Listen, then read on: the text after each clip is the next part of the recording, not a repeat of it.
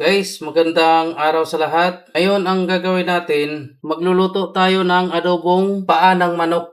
Barkada pulutan to. Pangpulutan to ng mga kaibigan natin kung sino man yung nanonood dyan. Ganito lang ay yung pagluto nito. Ito yung mga rekado natin. Labuyo, chicken cubes, daon ng laurel at saka itong pamintang durog, bawang, sibuyas at saka sukal. Maglalagay din tayo ng ito, oyster sauce, tsaka suka, tsaka itong soy sauce dato puti. Ito na, umpisahan na natin.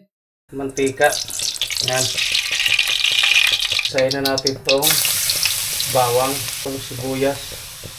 Sunod na natin. Isunod na natin itong paa ng manok. Isayin lang natin ang natin. Isayin ng suka, kalahati cup lang. Yan. Ito, tuyo. Kalahating cup lang din. Yan, para hindi sa maalat. Ilagay natin ngayon yung pamintang durog. Durog, yan. Yan. Tubig para lumambot siya. Mga 1 litrong tubig.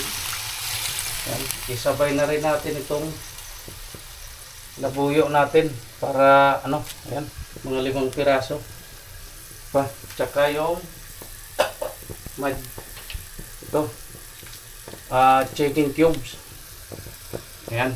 Tapos pakuluin na natin ang pakuluin. Takipan muna natin.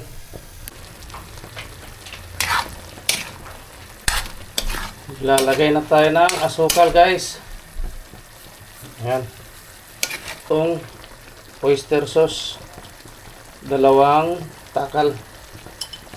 Ayan. Ayan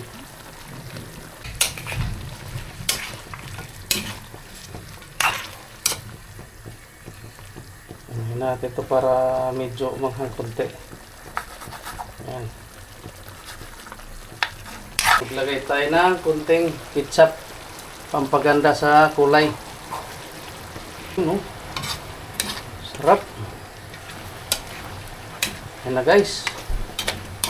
Ready na yung pangpulutan. Hi everyone! Ang saya ko ngayon. Tignan niyo tong kakainit ko. Adidas. Sarap. Let's taste. Ito. May mangga din ako dito. After ko kumain yan, baba na tayo ng mangga at Adidas. Sorry, makulog. Lakas, umuulan kasi. Magkakamay na lang ako. Malinis ang aking kamay. And my tummy is ready. Muna natin. Pumipili pa. Namili pa. Ito na. Uy, mainit pa. Sili, oh.